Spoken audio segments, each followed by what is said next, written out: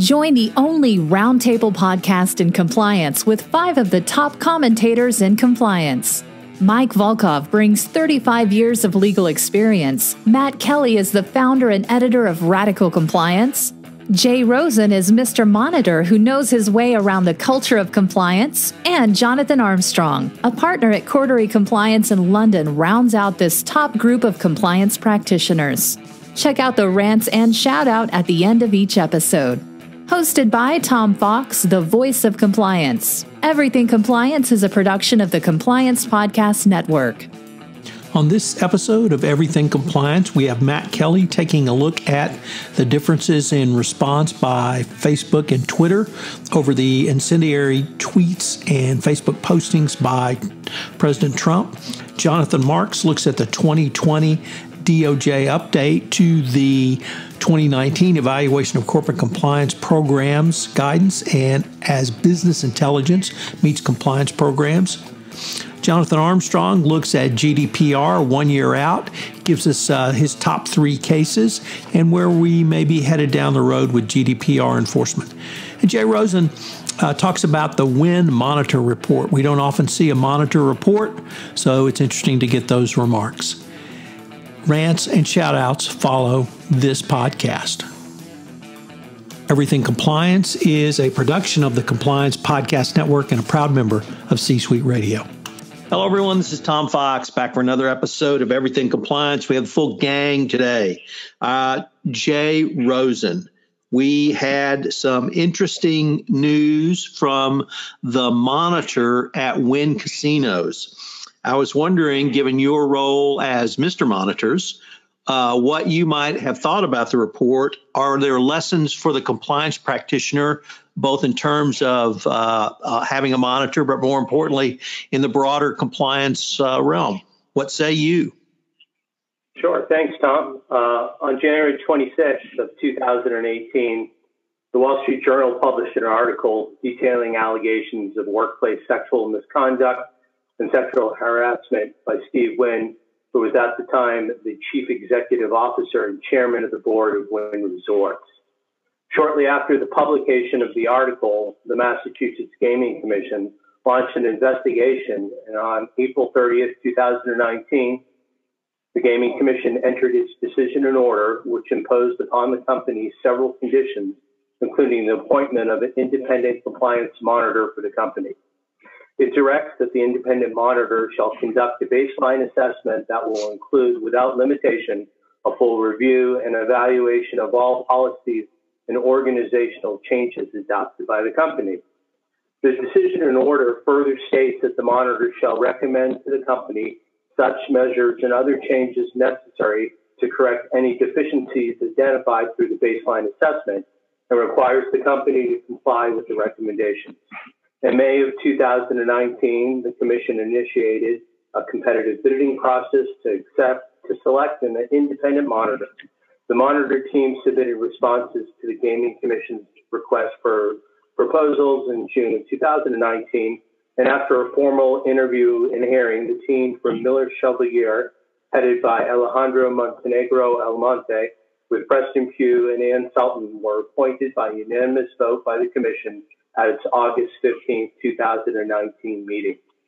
The goal of the baseline assessment is to determine whether the company's Human Resources Compliance Program, the HRCP, is designed to prevent, detect, and respond to harassment and discrimination risks that threaten the well-being, safety, and welfare of the company.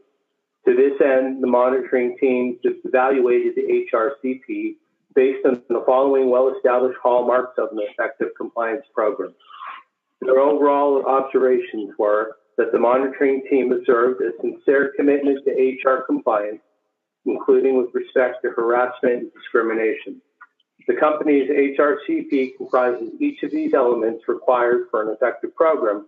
However, the program is not fully tailored to the company's specific operation and risk profile, nor is it fully aligned to relevant enforcement guidance. The monitoring team held 32 focus groups with about 200 employees of the company across all operating divisions and all 3 shifts of work.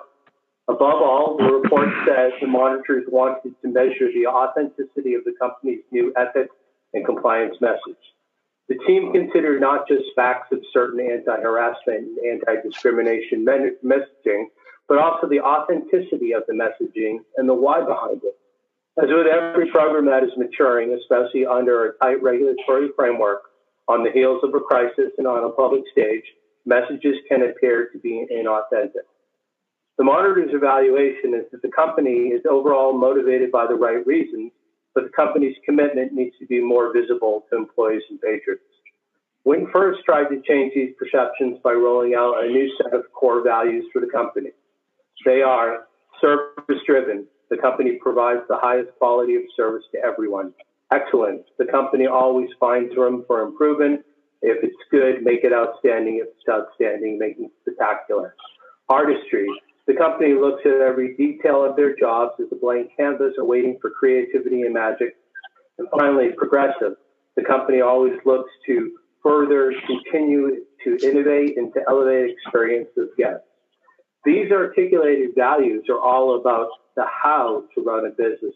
Unfortunately, they say little about how the Wynn wants to conduct itself, including on the high priority subject of how employees are treated at work. This subject is addressed in a separate set of 6 core values that exist alongside the core values. Care about everything and everyone. Treat everyone with dignity and respect. Take personal responsibility for every detail. Approach everything we do as if it's a work of art. Create unforgettable experiences, and always strive to be better. The Monitor report has this to say. It is our view that the company's promotion of core values themselves missed the mark and that they promote a service and brand-focused message as paramount value to the exclusion of any human resources compliance-focused values as respect, integrity, or intolerance. While these principles are captured in core behaviors and to some extent in the definitions of core values, the headline one-word core values are those values that are most known to employees. The discrepancy between core values and core behaviors could potentially lead to confusion down the line as employees deal with customers. When employees and focus groups told the Monitor team that they perceived a gray area in customer conduct, where managers tolerated boorish behavior from customers even as employees complained. This is especially true for big spenders, where Wynn has a separate, explicit protocol for dealing with those changes, with those characters when they step out of line. This confusion of core values versus core behaviors can send an unintended message to employees that the customer comes first, even at the expense of the employee's dignity or well-being. Skilled managers can diffuse that perception, such as by talking with employees later and evoking empathy with the employee's stress. But if managers aren't skilled enough in people management to pull this off, they risk mixed messages. In its concluding observations, the Monitor team commended the company for its commitment and its investment in revamping its HRCP. The current HRCP already includes many key elements for an effective compliance program. Recommendations are designed to help the company enhance, formalize, and mature its content, its current structure, to ensure that it's tailored to the company's specific needs and risk profile. Next steps include monitoring of the implementation of the baseline recommendations, continued monitoring and testing focused on risk and opportunities identified by this baseline assessment, and finally, testing of areas not fully covered in the baseline assessment. So what does this all mean for the Wynn? If the company says one thing but practices another, then the compliance program could be fighting an uphill battle. All in all, the company is making progress, but it needs to further clarify any disconnect between its stated core values and the core behaviors. The Wynn is moving in the right direction, and hopefully all this progress will not be delayed and derailed by the current pandemic. So, Jay, are there anything in there that you thought could be useful for the compliance practitioner? I guess a couple of things I heard were that the compliance program really is not tying most directly to the risk. This risk is not anti-corruption compliance. It's more of an HR compliance, sexual harassment compliance.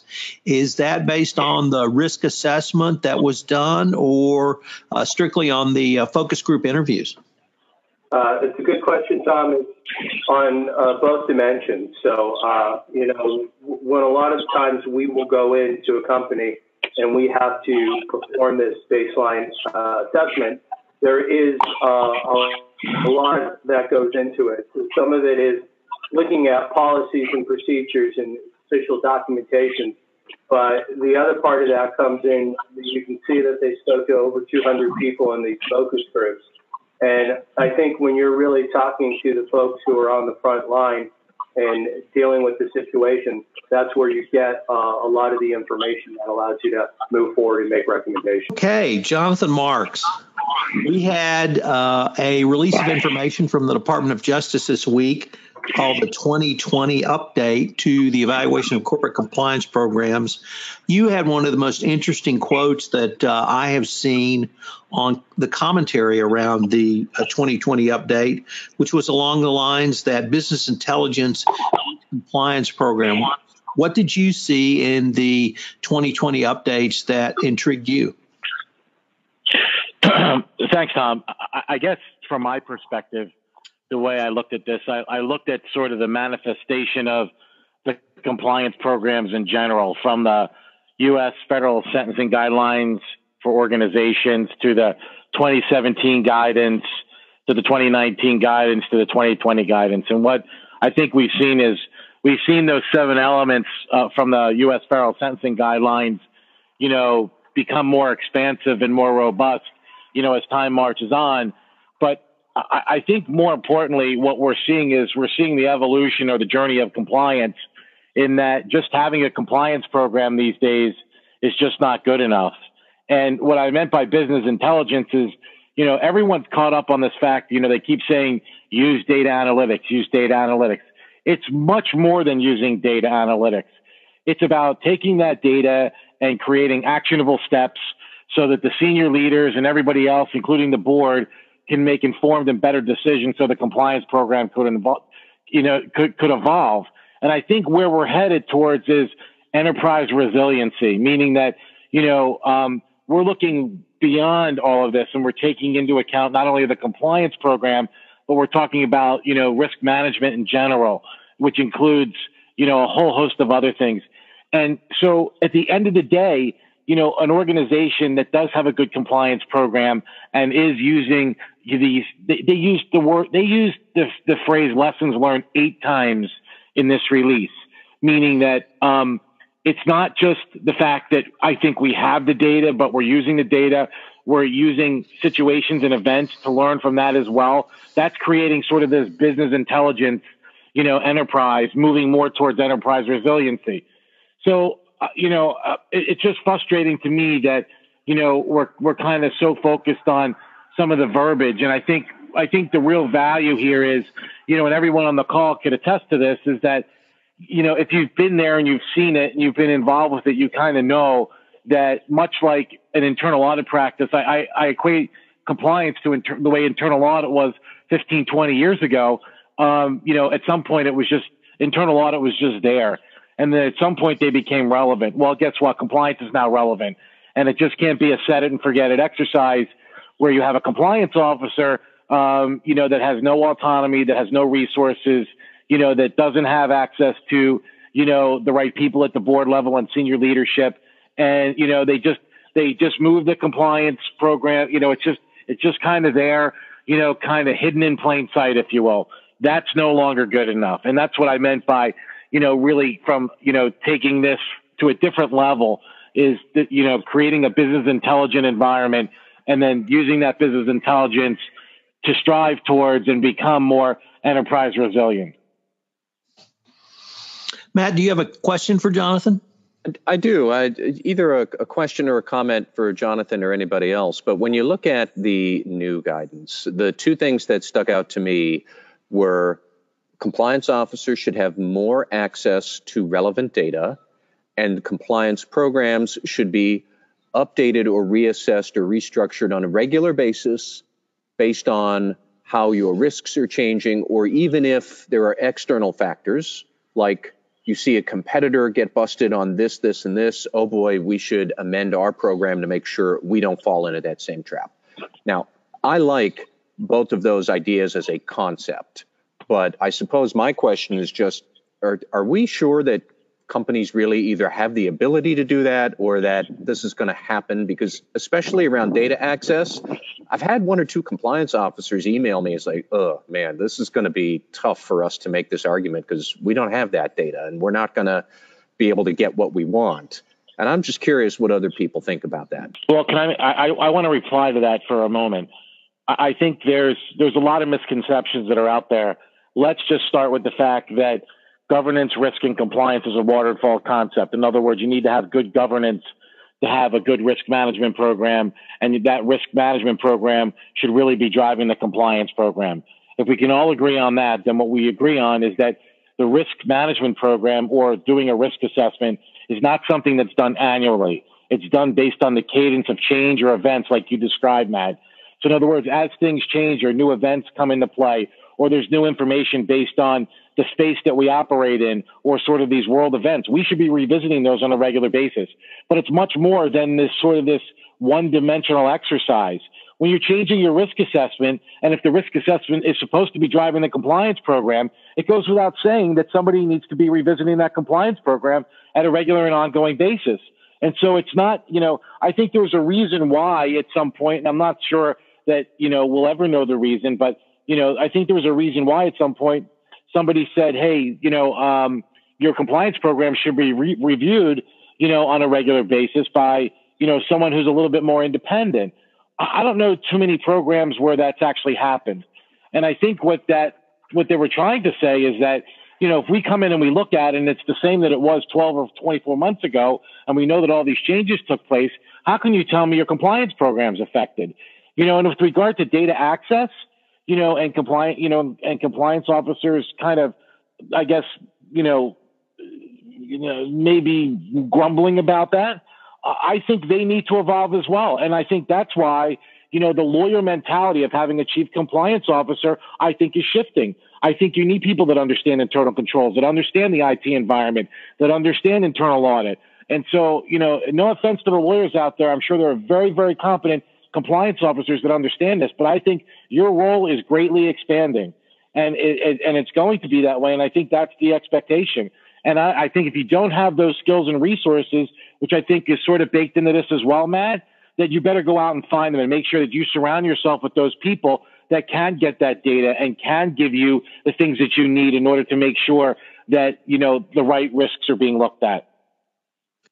Jonathan Armstrong, do you have a question, comment from across the pond? Yeah, it's sort of an observation, that dreaded start we hear at conferences back in the day. I agree with you wholeheartedly, Jonathan. And I think the other thing that we're seeing in this particular crisis that I've noticed in the last week or so is some compliance plans altered on a temporary basis to get through the pandemic. And yet there's a danger that some of those plans are becoming semi-permanent. And we've had a few clients recently where we've been saying to them, look, if you were going to change your plans to cope with a short-term crisis, make sure that you shelf life that change, that you come back and revisit it in 6 weeks' time or 2 months' time or whatever. Because as Tom said on an earlier podcast, our actions now are going to be viewed in 8 years' time, 6 years' time, when we don't see it through the same lens. So I think that's absolutely right, that you need to review your plans regularly. You need to review your compliance stance regularly, and particularly those measures that everyone's accepted as being temporary. You need to go back and revisit those even more forensically at this time as we pull out of, we hope, the worst bit of the pandemic. Yeah, Jonathan, I think those are great points. The one thing I did want to add, too, is that, there seems to be this, I know we were chit-chatting about this before, but, there are organizations that have trimmed the tree, so to speak, furloughed people or laid people off, which is fine. I understand that in order to manage cash. I get that. But this concept of substitution and assuming that people that have less experience can do these jobs, I mean, to me, that is a huge, huge risk all in by itself. You cannot take someone who's skilled, that has, who's battle tested and has scars all over the place from being in compliance or being in the legal function or in the internal audit function in an organization or in a bunch of organizations, that uses that skill and experience to manifest, and navigate the mucky waters of, compliance on a regular basis, and assume that someone that doesn't have that same level of experience is as effective in an organization where I don't even know that risks really haven't diminished. Some have changed. New risks have emerged. And, there are some things now that are even more problematic than they were prior to this, COVID-19. So I got to be honest with you. I'm stumped by, some of the things that are going on out there. And I'm looking for comments from some others as well on the call today. Jonathan, both Jonathans. I have a point actually for Jonathan Armstrong's point that he raised about semi-permanent changes. Jonathan, I love that phrase. And then Jonathan Marks, what you were saying about how to keep aware of all of this.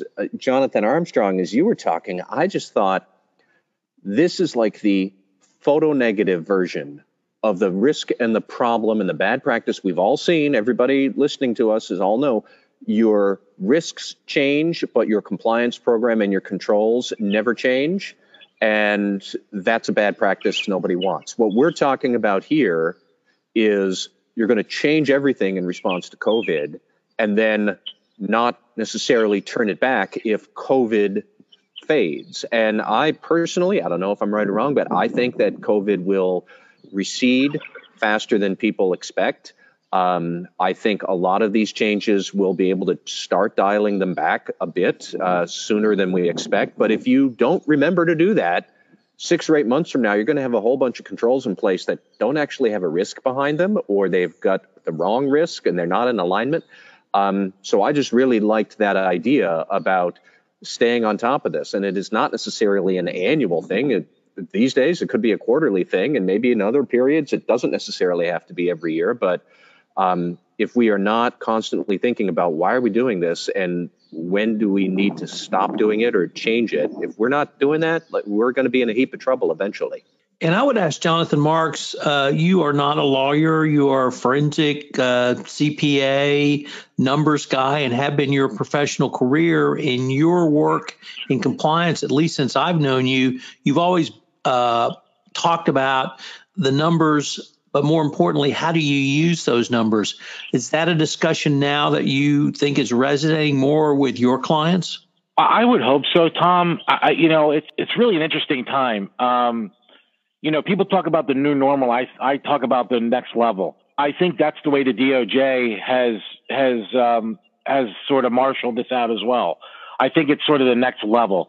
I like the progression. I like where they're going.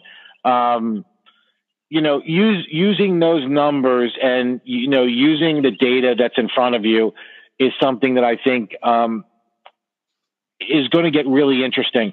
And what I mean by that is, going back to Matt's comment originally, that there was sort of a little bit of rumbling with regards to, with regards to this data thing.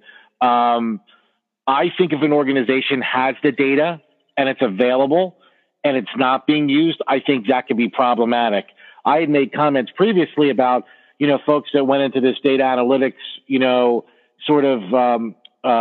exercise with, they did too much and they let the data sit there without really following up on it. So in other words, the marination effect, you have, you would collect all this data, and within the data, there's all these red flags, and they basically sit there until 4 or 5 months later, somebody actually reviews that. I think that's a problem. I think today my commentary is changed in that if the data is actually available and you're not using it, I think it poses the same level of risk. And I think that, I can't talk for the government or the regulators, but I think if a regulator comes in and finds out that there's a failure and they've done a root cause and they determine that the data was there and it wasn't being used, I think now that becomes problematic. So again, yes, I do think that, it's really changed and it's really evolved, but I do think, I'll go back to my original comment, there are a lot of really talented compliance officers out there that have great skills. We can't be good at everything. I think the resource thing is much more than numbers. I think it's about skills as well. So if you have a skills matrix and you're looking at it, you better make sure that you have somebody there that can actually pull the data, look at the data, manipulate the data in a way that's meaningful to the organization so that they can make and monitor those changes in the compliance program.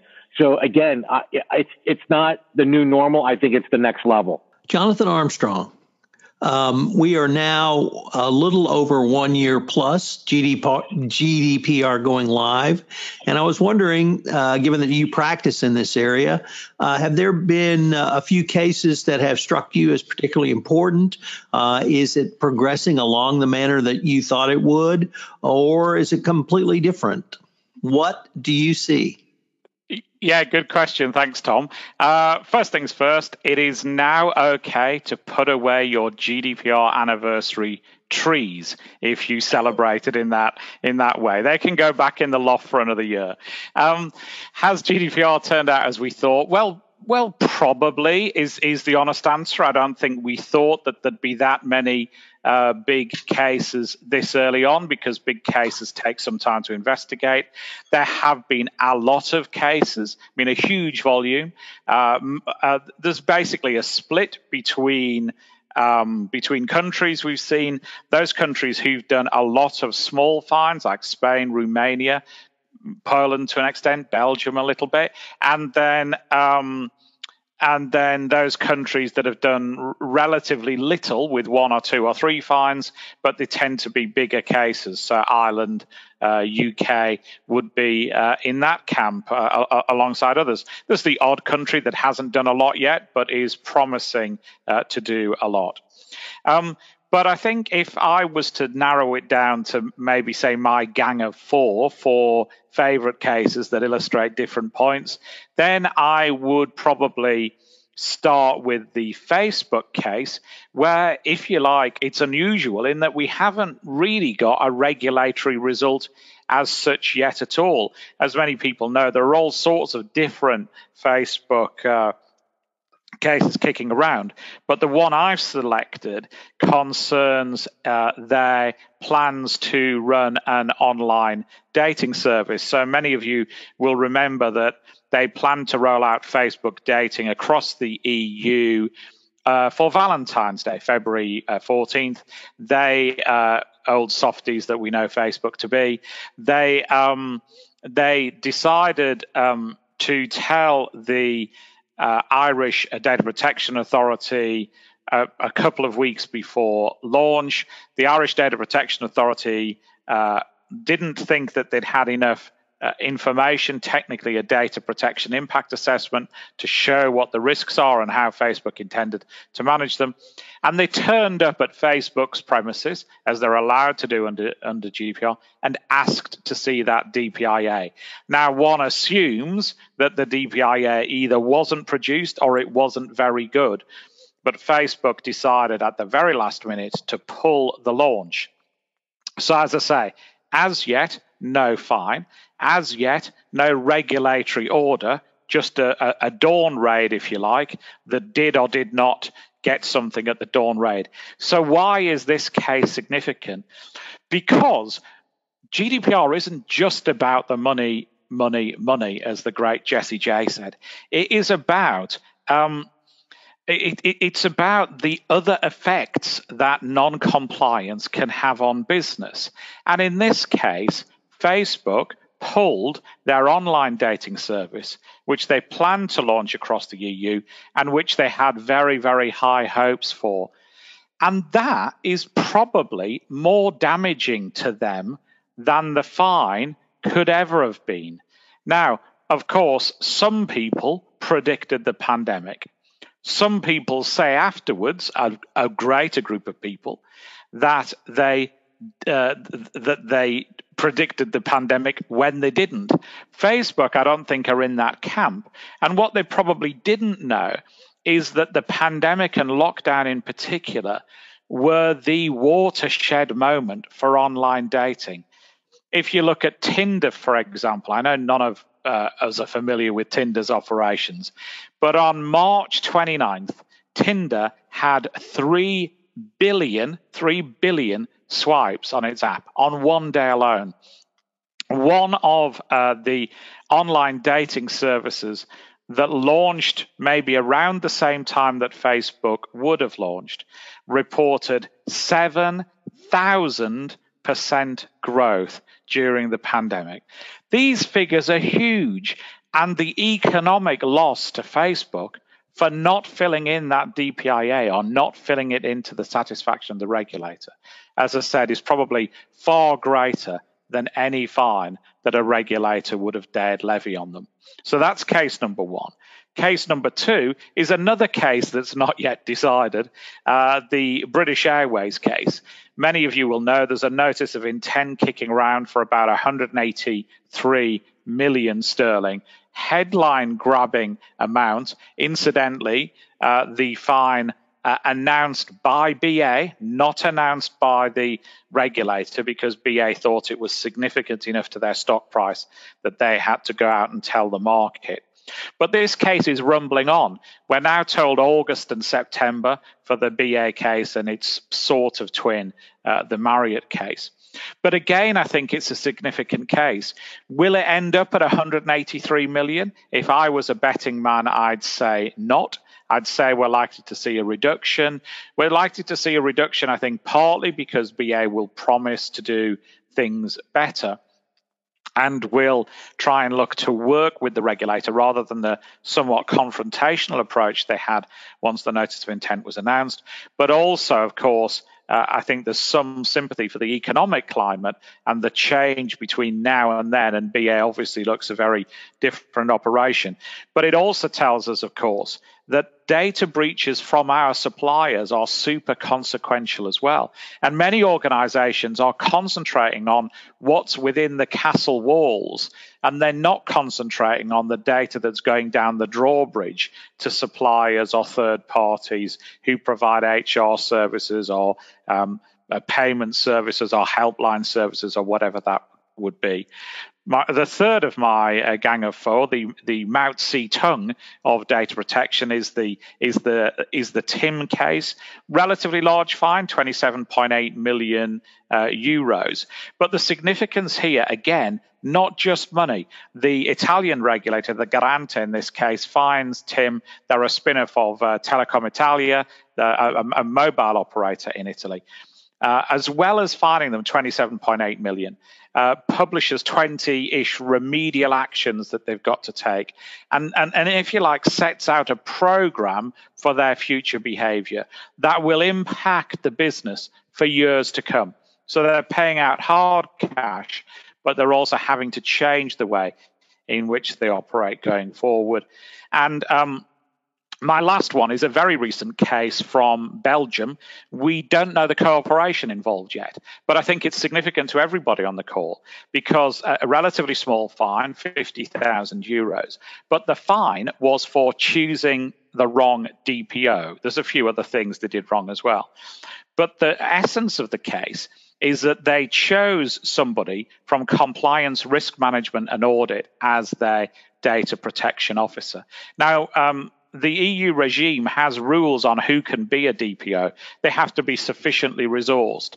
They have to be skilled in European data protection issues, and they have to be they have to have the ear of senior management, and that often makes it tough to choose a DPO, particularly, for example, for US corporations where they have a relatively small headcount in Europe, and they have an even smaller headcount of people who are not operational.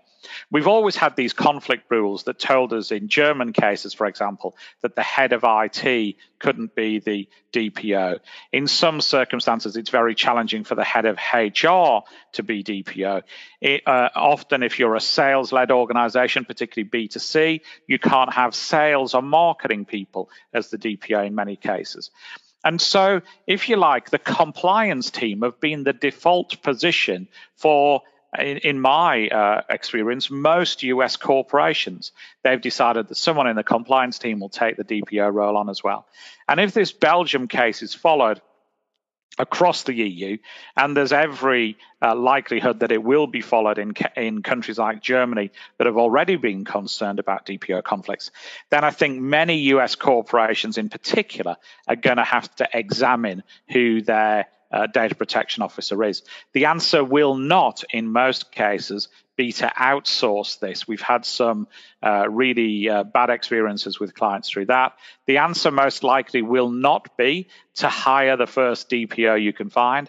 Again, that's tended to work badly for many of our clients, but they're going to have to give some careful thought as to who the DPO is going forward, and that's unlikely to be somebody from the compliance, risk management, or audit teams, or if so, they're going to have to look at ring fencing arrangements, seniority, different reporting lines, and all of these complex things that compliance professionals are used to dealing with, but would rather not. Jonathan, how do you see the landscape in terms of, obviously there was a huge amount of information and publicity leading up to May 2019 when GDPR went live. Some of that continued over, but is the sort of quiet, patient messaging of Cordery compliance and other true data professionals, data privacy, data protection professionals really getting out to the corporate world? What do you see on that front? Yeah, I think that's a really interesting question, Tom. I think my frustration 2 years ago, or 2 years ago and 2 weeks ago, was there was so much GDPR fake news about. Every good data protection professional I know was very busy. None of them, zero, were advertising, using Google paid for placement, et cetera, et cetera. So as a result, if I was desperate and I searched GDPR, I usually came up with a crackpot opinion from somebody who had no experience in GDPR, but knew how to pay Google to make their search results more prominent. And of course, people who weren't good were attracting business, and people who were good were busy. And I think that thankfully there's been some sort of data protection Darwinism involved in some respects. I think people have recognized those people that were poor and didn't know what they were talking about, and a lot of those businesses have shrunk.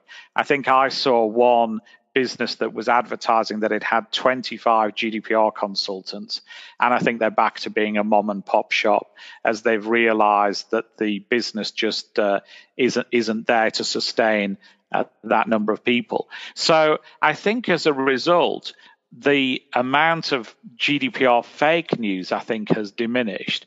There is a little bit around at the moment because of this Belgium decision, with people saying you must outsource your DPO immediately. I don't think that's the right reaction, as I said. But I think that the true voices of experience are more prominent than they were in the gold rush days of GDPR bonanza. And then do you see a really commitment by the EU regulators to move not only this law forward, but both enforcement and compliance with GDPR? Yeah, I do. I think that there's definitely in some respects, the GDPR wagon moves relatively smoothly once it gets started. And whilst different countries have different rules, if you're a regulator that's levying 50 fines, and you get to keep some or all of that revenue from your national government, and not all do remit the money back, but if you do, you can then fund more investigations. It's a little bit like, I'm not suggesting for 1 minute that data protection regulation runs like a Ponzi scheme, but there are elements of that. Collect money from one organization and use that to fund an investigation into another. So we've seen that some countries are, once they've got started, have had substantial activity. Finland would be another one, I'd say. Belgium, Poland, as I've said, Romania, where once they've got started, it becomes habit forming. So I think we're definitely going to see an increase in activity. I think COVID slowed things down slightly. The EDP have been concerned by Hungary in particular, who have suspended some elements of data protection because of the crisis, and they've issued a rather strong warning to say that that the crisis isn't an excuse for suspending GDPR. It's not all rosy. There is a good survey on the resources of data protection authorities. Some are heavily under-resourced. Some have even had their funding cut. So I think many data protection authorities haven't got the resources they would like to have. If we do enter into a recession, and if governments do pull back their horns, then those data protection authorities who aren't earning their keep are likely to be a target as well.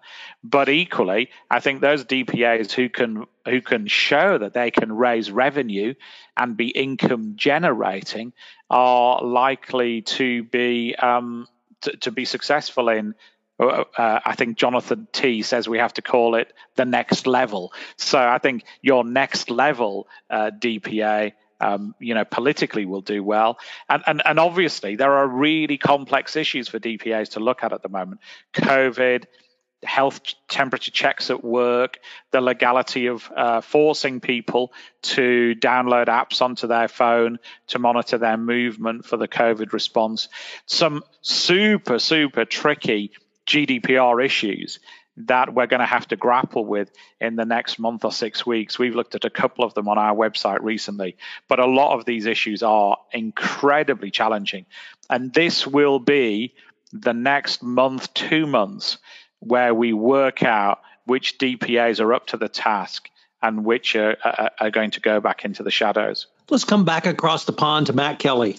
Matt, you have been thinking about issues around the differences in responses to President Trump's racist and violence inciting social media campaigns from Twitter and Facebook.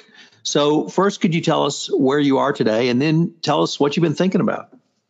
Sure. Well, I am participating here from the beautiful quad in front of Harvard Law School, which is the only place around where I live near Harvard that has some picnic tables where I could actually sit and work outside. So as regarding to the president and the social media executive order that he has and the fights that he's had with social media businesses, there are two threads here that sort of interweave, and I'll try and pluck through them both. First, there is his actual executive order restricting social media. And then there are what the social media companies are doing to try and control some of the inflammatory and false statements that he has made. I'll start with the president and his executive order. Mostly, this order of his accomplishes not much. It does give federal agencies some new legal muscle to push against social media companies and to review Section 230 of the Communications Decency Act, which is an important thing, and I promise I will get back to what Section 230 is about. But really, this is much more political theater than actual supportable instruction for federal agencies. What Trump's trying to do is that he wants to use the federal government to create some artificial support and protection for the views of his political supporters, and then to extend those protections for them into the corporate world. He will claim that what he really wants is to give his political supporters an equal share of time in the dialogue. I think we all know that's not true. What he really wants is for them to have a dominant share, an exalted status in the public sphere. Even though, at best, Donald Trump's supporters are maybe about 40% of the population, and in online forums, they are probably even smaller.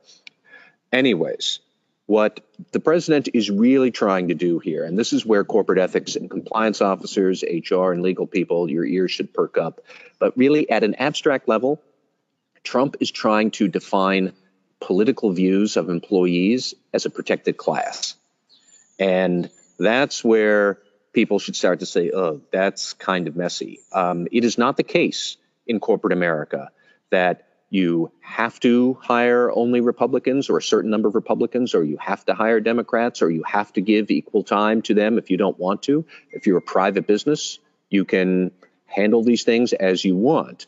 But for the president to get what he wants at social media companies, he will have to establish that political views are a protectable thing, and that those protections extend to how companies govern statements that are made in their orbit.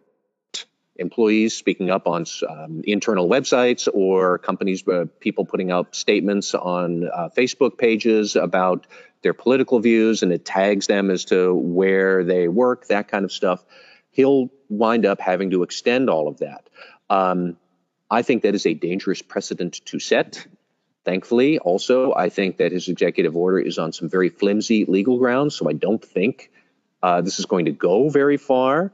But that is point number one, is that creating some sort of First Amendment right that you can exercise and your company can't necessarily push back against it, and your political views are somehow a protected class along the lines of race or gender or disability or religion, and now you're going to start claiming that. This is a road no company really would want to go down.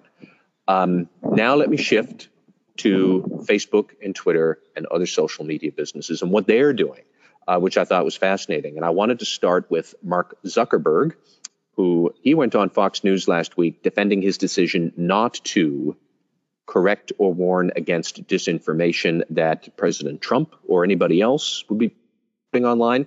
And I wanted to quote exactly what Zuckerberg said, because I think it's telling.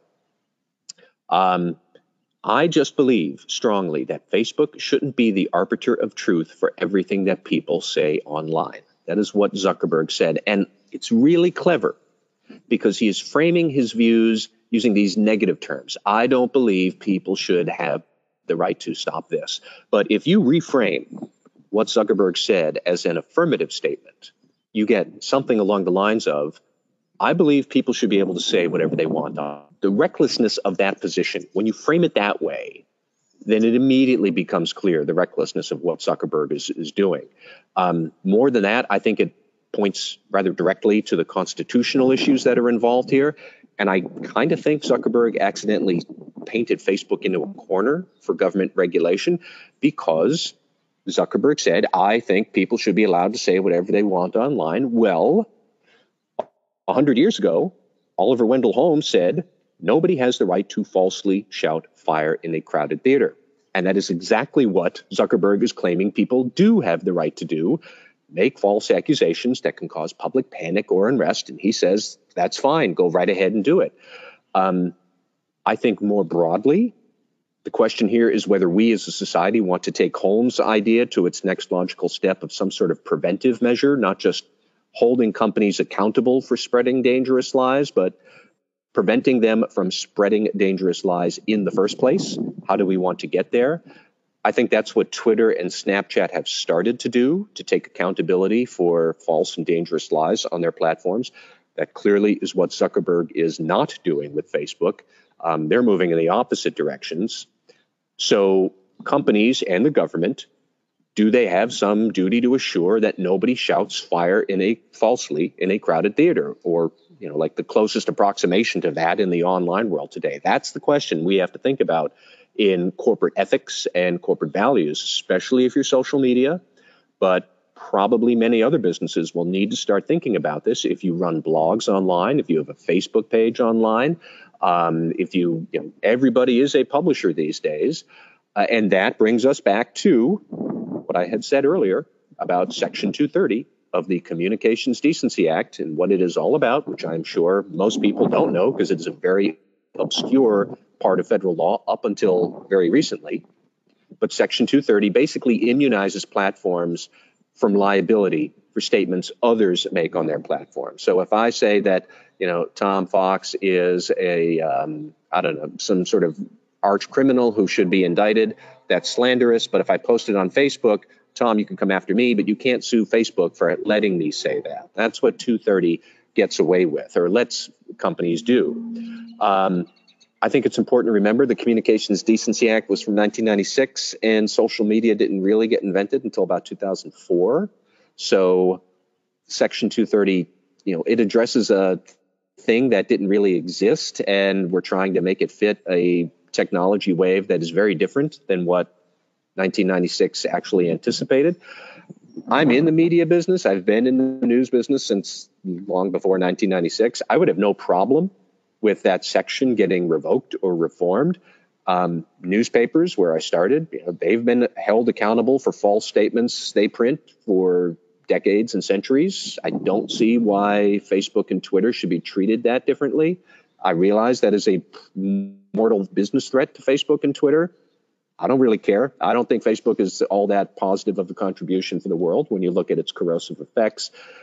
But what's interesting here is, this idea of accountability for false and malicious statements that are allowed to spread on your platform. Clearly, Twitter does have some sort of structured development process to review statements like that from political figures, including Donald Trump. It's not perfect. I can think of other political figures who also should get warnings, and they're not.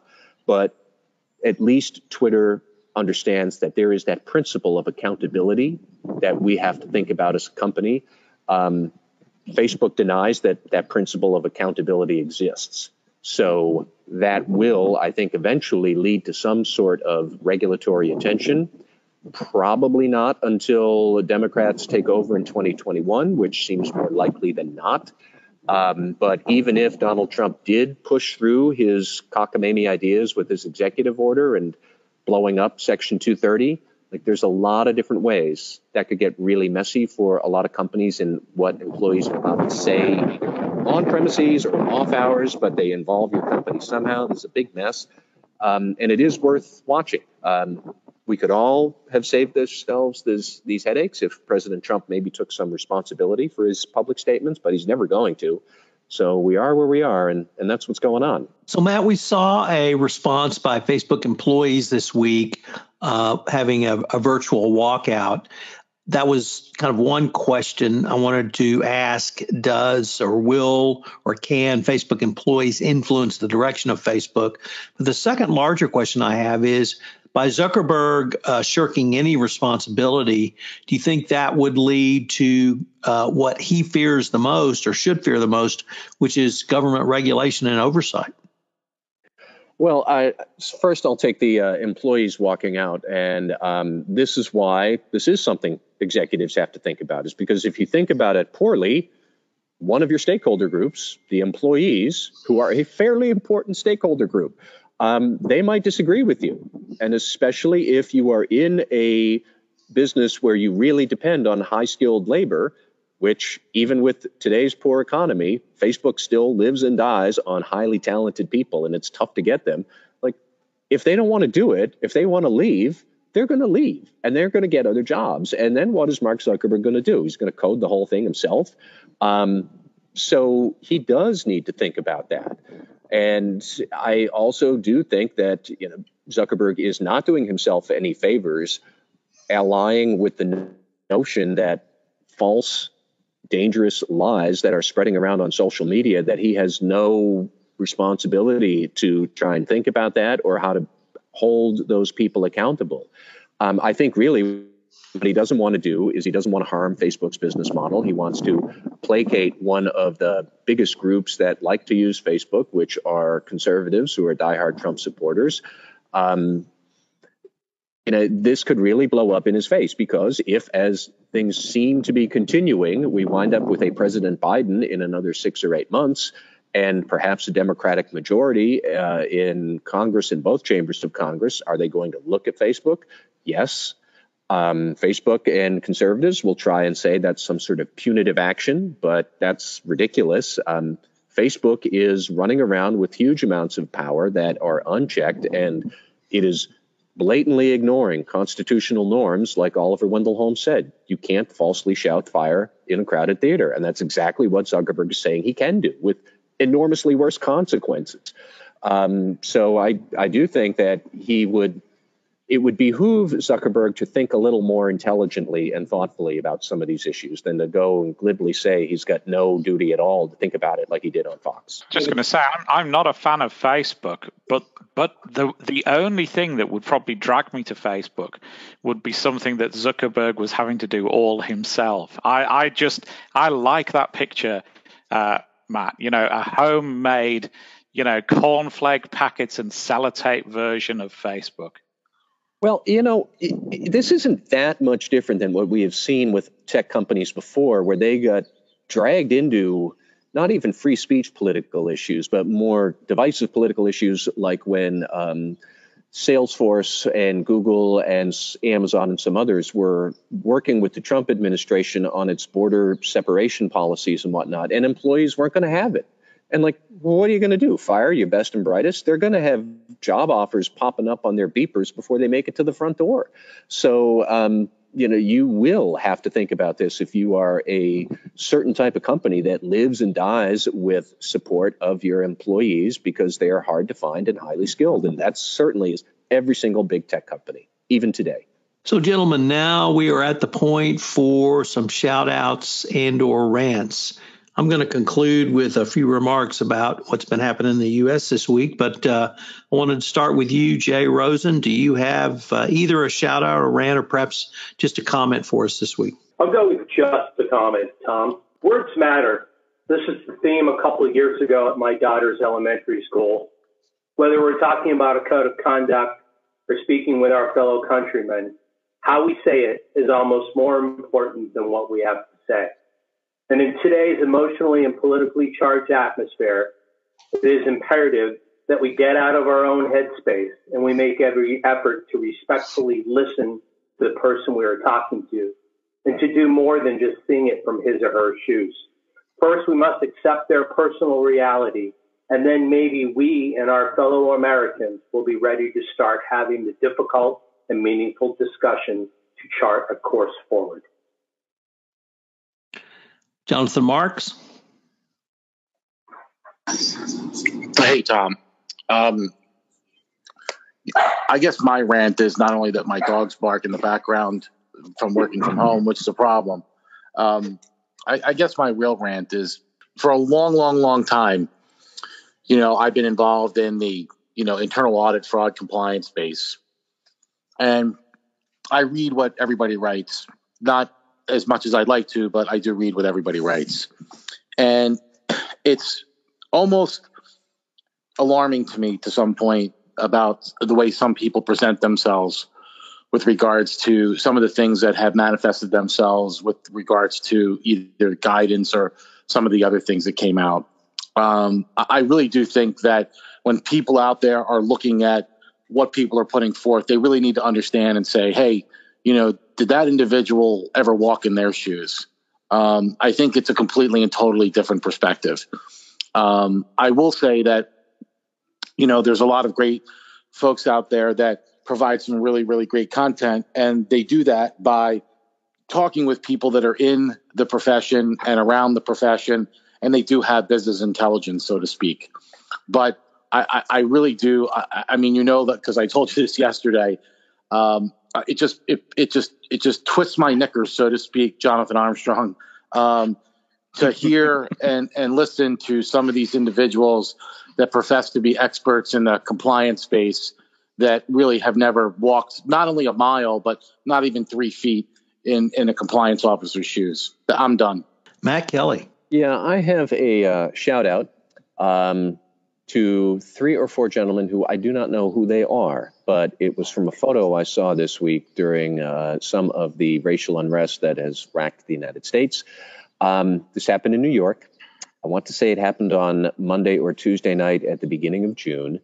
But the photo was of several African-American men who were trying to protect a white police officer who somehow got separated from the rest of his unit. And this was in New York, early in the protests where things were still quite violent. A lot of police officers were behaving in terrible, terrible ways, and we can get into that some other time. A smaller number of protesters were clearly not protesting. They were looters who were just using the protests to, under the cover of the protest, for a very legitimate cause, to go and commit mayhem or steal something from a store. And it's a very chaotic scene. But anyways, here's a white police officer separated from his group, probably has some fear for his physical safety. And so these 3 or 4 black men who are protesting the abuse that these police officers are giving them ringed him near a wall, turned around to the outer group and the protesters to make sure that this guy was safe until he caught up with whatever unit he was supposedly belonged to. And it was that sort of respect for other people's well-being, even though these are people who you are protesting their abuses against you, that it was really one of the few good moments we had in this country for the last week or so, was to see that photo of those 4 black men trying to protect that isolated white police officer. So whoever they are, good work to them. And thank you for reminding us that at least sometimes this country still has its act together. Jonathan Armstrong. I think my comment is going to be a less eloquent version of what you've all said and what I anticipate Tom is going to say. Every January, I get asked by an organization who will remain nameless to sort of look ahead to the year ahead, and then to give a specific comment on one particular topic that is on their agenda for the coming year. And usually that's an opportunity to make a little bit of a joke at the end of what tends to be a fairly serious segment looking at the compliance trends for the year ahead. I mean, it's not video, so you don't know this, but I'm a white male. And when I first started looking at a career in a profession in the 80s, I was told that because I was the first person in my family to go to university, and because the university I went to wasn't one of the, well, it was the, whatever it was at the time, the 8th best, but not in the top 3, that I should narrow my ambitions. I even got told by one career advisor that driving trains was a load of fun, and that might be something more achievable from the part of the world that I'm on. And I'm not trying to play this with a tiny violin. So I got asked about diversity and opportunity as the theme by this Business for a Year, and I spoke. My whole concern is that we were talking about opportunity, we were talking about diversity, we were talking about not disadvantaging people because of who they are, where they were born, where they were from. We were talking about that at the end of the 80s and the beginning of the 90s. And what have we achieved in those intervening 20-odd years? Well, frankly, the square root of zip in many organizations. And in many professions and in many walks of life, progress has gone backwards, not forwards. And I said my piece for what it was worth. And the feedback I got was, surprisingly, it was very eloquent, but it was 8 minutes long and it wasn't very funny. So it would never see the light of day. So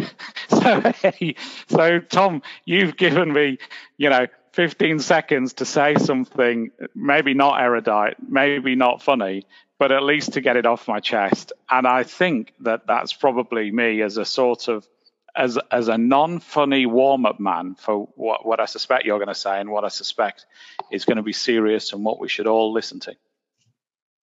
Well, thank you for that. As everyone knows, I'm a Southerner. I've, with the exception of 4 years of grad school and law school, I've lived in Texas all my life. And the one thing that has permeated Southern culture my entire lifetime has been racism. Racism and white supremacy are the one illness that the U.S. has been battling since the time before it was even a nation. And it's reared its ugly head again in the most terrible way and making its presence felt. It's this most surreal time in history. George Floyd was murdered for allegedly passing counterfeit bills. Ahmaud Arbery was murdered for jogging while black. Breonna Taylor was murdered in her bed while asleep by police in a no-knock raid that went to the wrong house. They were all murdered by former and current police because they were black, and they are certainly not the only ones. These murders were pure evil, and black lives absolutely matter. We stand in full support, or I stand in full support of the black community, and am committed to using what voice I have and what power I have to try to end this system of oppression and diminishment, and has taken the lives of black people for far too long. The moment is not about getting our messaging right. It's about getting our hearts right. It's about looking at our communities and ourselves and stepping up and doing something. COVID has certainly changed our lives, but George Floyd and his senseless, unnecessary race-based murder at the knee of a Minneapolis policeman is a stress testing the American experiment in a way that I don't think I have seen since 1968. 1968 was the year Martin Luther King and Robert Kennedy were both assassinated. Chicago police attacked protesters at the Democratic National Convention. They also had a shoot-to-kill order for black rioters and protesters after the death of Martin Luther King. What I had forgotten from that year was there was a deadly flu pandemic that killed between 1 and 4 million people. Throughout the past week, I've listened to and read about African-American leaders talking about being humiliated by white police, watched as the names and stories of black people killed by police in the past 10 years were shown on television, moved by what I heard, but also the fact I've heard these stories literally my entire life. I'm trying to make sense out of this world gone seemingly mad, and frankly, I can't. Over the years, I've engaged racist members of my family, relatives, friends, and strangers when they've used the N-word about me or talked about Hispanics or other people of color disparagingly, or when they made fun of gays. But mostly I've sat silent, not wanting to ruin the moment, ruin the event that brought us together, and just saying, well, that's just the way things are in the South. Those moments have to end. 45 years ago, one of my friends in law school told me one night that he was afraid every time he was in a traffic stop that he would literally be killed. I remember telling him he was paranoid beyond belief. That was in the early 1980s. It turned out he was right. He was right then, and he's right now. Racism is alive and well, and it's killing African Americans today. I can't sit still anymore. We can't sit still anymore. We can no longer avoid the awkwardness of race conversations or worry about those conversations, that some of our relationships and friends are going to be frayed and torn apart entirely because we are not in agreement with them on this issue. If we were, the problem still wouldn't be here more than a half century later since the passage of the Civil Rights Act. This is a fight for justice, for what's right and what's moral, and it is too large to ignore. George Floyd was murdered by police in Minneapolis because he was suspected of carrying a counterfeit $20 bill. George Floyd and all those people murdered before him were murdered for nothing more than being black. They're dead because of people like me, and because people like me failed to forcefully speak up when police departments rejected efforts to reform the way they police minority communities. This also has to be said, and it's also a part of all of our responsibility. We have allowed police departments around this country to equip themselves to operate like armies and have their officers look like invading soldiers. The militarization of police departments must stop, and officers need to become part of the communities in which they patrol.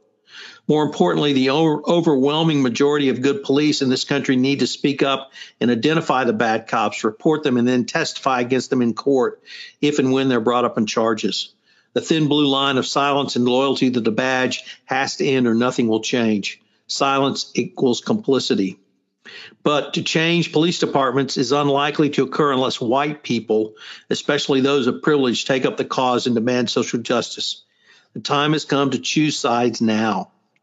Elie Wiesel, the revered peace activist, Nobel Prize winner, author, and most importantly, Holocaust survivor, said, "We must take sides. Neutrality helps the oppressor and never the victim. Silence encourages the tormentor, never the tormented. When men and women are persecuted because of their race, religion, or political views, that place has become the center of the universe." I think the time has come where we have to choose, and the time has to come to declare who you are and what you stand for. Guys, thanks for letting me say that. I've been obviously thinking about this a lot, and it really has impacted me and moved me in many ways. Hear, hear. Well said. Gentlemen, hopefully our next session will be perhaps have some more upbeat news, but I wanted to thank everybody for this time around. Thank you, Tom. Thanks, Stay Tom. safe, everyone. Thank you. Hello, everyone. This is Tom Fox again. I'd like to thank you for listening to this episode of Everything Compliance. The Everything Compliance gang for this episode was Jonathan Marks, Jonathan Armstrong, Jay Rosen, and Matt Kelly. If you'd like some topics explored on Everything Compliance, please send us a message via the SpeakPipe button on the Compliance Podcast Network. I hope you will join us again for our next episode of Everything Compliance, where the gang will get back and look at topical issues relating to compliance and ethics. Everything Compliance is a production of the Compliance Podcast Network and a proud member of C-Suite Radio. Thanks again for listening, and we look forward to visiting with you again in our next episode.